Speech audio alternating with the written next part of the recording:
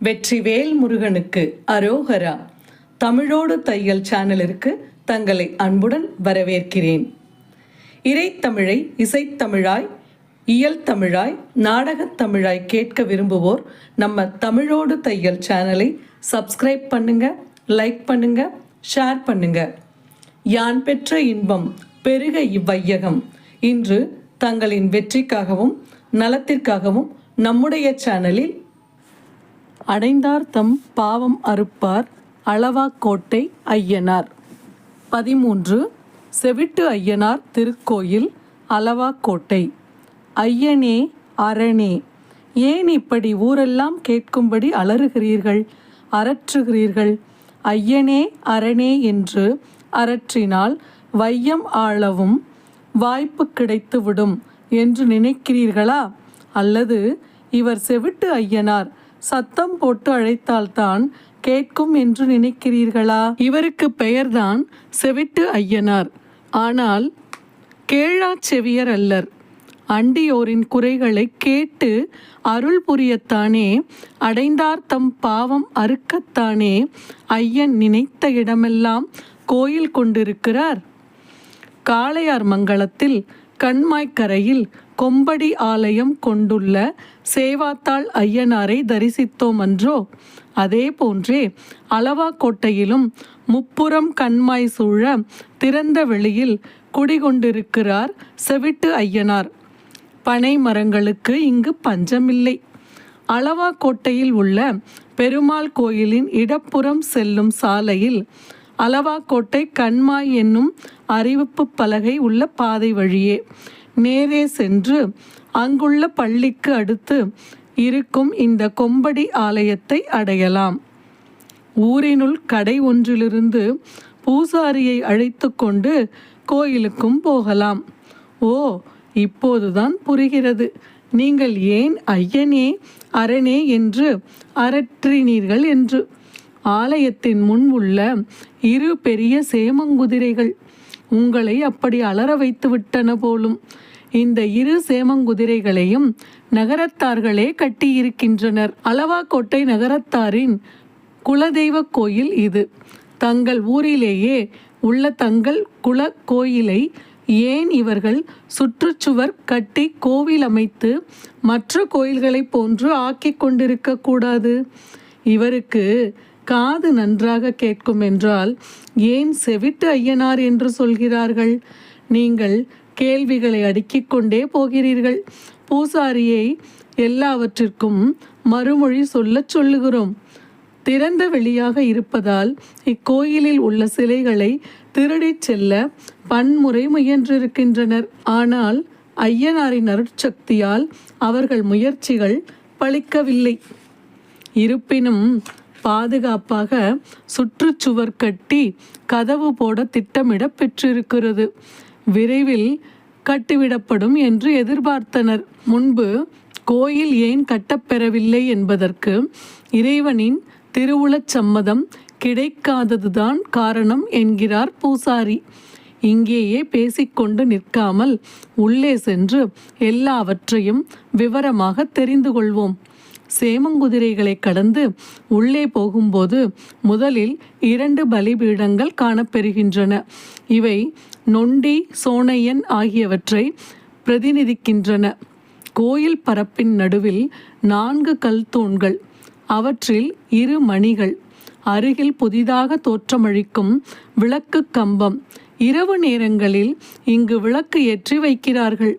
இவற்றை தாண்டி 18ஆம் படி கருப்பறை அடையும் முன்னர் இடப்புறத்தில் சற்று தள்ளி கல் தூண்கள் மொட்டையாக நிற்கின்றன. முன்பு சொல்லிக் கொண்டிருந்த கதையை பூசாரி இப்பொழுது தொடர்கிறார்.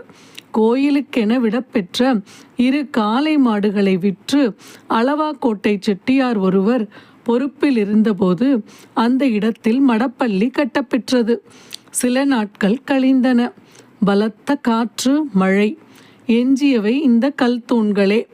செட்டியார் குடும்பமும் பல சோதனைகளை சந்திக்க நேரிட்டதாம். அப்படியானால் இன்னமும் இறைவனின் திருவுளச் சம்மதம் கிடைக்கவில்லையா கோயில் கட்டுவதற்கு? பூசாரி தலையை அசைக்கிறார். 18ஆம் படி கருப்பர் அழகிய சிலை, பக்கத்தில் பெரிய அரிவாள் ஒன்று, கீழே மண்ணினால் ஆன நாயின் சிலை. இவரை குலதெய்வமாக கொண்ட அளவாக்கோட்டை நகரத்தார் குடும்பம் ஒன்று இச்சிலையை செய்து வைத்திருக்கிறது. இது ஒன்றுதான் இந்த கொம்படி ஆலயத்தில் காணப்பெறும் ஒரே முழுமையான சிலை. இவரை குலதெய்வமாக கொண்டவர்கள் அழகர் கோயிலுக்கு சென்று நூபுர கங்கையில் தீர்த்தமாடி 18ஆம் படி கருப்பரை வழிபட்டுவிட்டு இங்கு வந்து இவரை வழிபட்ட பின்னர் ஊரில் உள்ள கோயில் வீட்டில் படைக்கிறார்கள். கோயில் வீட்டில் உள்ள கருப்பரின் ஆயுதங்கள் அனைத்தையும் இங்கு கொண்டு வந்து வைத்து வழிபட்டுவிட்டு எடுத்து செல்வார்களாம். அந்த நேரத்தில் பங்காளிகள் எல்லாரும் சேர்ந்து வருகின்றனர். அருகில் காளி, ராக்காயி, பேச்சி, முத்து இருளி எல்லாம் பலிபீடங்களாகவே உள்ளன. கருப்பருக்கும் மூலவருக்கும் இடையில் 3 பலிபீடங்கள் போன்ற நடுகற்களும் பெரிய நாகரும் காணப்பெறுகின்றன. இவை பெரிய கருப்பர், சின்ன கருப்பர், முத்து கருப்பர் என்கின்றனர். என்ன, விரல்களால் காதை தொட்ட வண்ணமாகவே இருக்கிறீர்கள்? ஓ, புரிகிறது. இதோ மூலவரான செவிட்டு ஐயனார் அருகில் வந்துவிட்டோம். சற்று அமைதியாக இருங்கள், எல்லாம் தாமாகவே புரியும். மூலவர் செவிட்டு ஐயனார் இருப்பதாக சொல்லும் இடத்தில் ஒரு மார்பளவு அம்பாள் சிலையும் 2 நடுகற்கள் போன்றவையும் உள்ளன. பூசாரி சொல்கிறார், இந்த அம்பாள் சுயம்பு, இச்சிலை வளர்ந்து கொண்டே வருகிறது. இவரே செவிட்டு ஐயனார். மீண்டும் ஐயனே, அரணே என்று அலறவிடாதீர்கள். பூசாரியை பேச விடுங்கள். வாணியங்குடியில் பிள்ளையார் அம்பிகையாக கருதப்பெறுகிறார். இங்கு அம்பிகை ஐயனராக கருதப்பெறுகிறார். இறைவா, உன் திருவிளையாடல்கள் தான் எத்தகையது! பிறவிலி என்னும் ஊரிலிருந்து இப்போதைய பூசாரிகளின் முன்னோர் இப்பகுதியில் வள்ளிக்கிழங்கு தோண்ட வருவதுண்டு. ஐயனாருக்கும் வள்ளிக்கிழங்குக்கும் நிறைய தொடர்பு இருக்கிறது போலும். போக போக தெரிந்து கொள்வீர்கள். ஒரு முறை இந்த இடத்தில் கடப்பாறை கொண்டு வள்ளிக்கிழங்கை தோண்டிய போது கடப்பாறை பட்ட இடத்திலிருந்து இரத்தம் பீரிட்டதாம். தொடர்ந்து கடப்பாறை கொண்டு அகழ்ந்தவர் மீதே அருள் வந்ததாம். தானே ஐயனார். கடப்பாறை தன் காதில் பட்டதால் காது தாக்க பெற்று விட்டது. தன்னை அந்த இடத்திலேயே வைத்து வள்ளிக்கிழங்கு அகழ்ந்த மார்பினரே பூசை வைத்து வரவேண்டும் என்று அருள்வாக்கு கிடைத்தது. செவி தாக்க பெற்றதால் செவிட்டு ஐயனார் என்றே தமக்கு நாமகரணம் செய்யுமாறும் ஐயன் ஆணையிட்டாராம். பூசாரி தொடர்கிறார். அந்த பரம்பரையினரே இன்றும் பூசாரியாக இருக்கிறோம். நீண்ட காலத்திற்கு முன்னர் இந்த உருவத்தின் தலை மட்டும் நிலத்திற்கு மேல் தெரிந்தது. பின்னர் படிப்படியாக வளர்ந்து மார்பளவு வந்திருக்கிறது.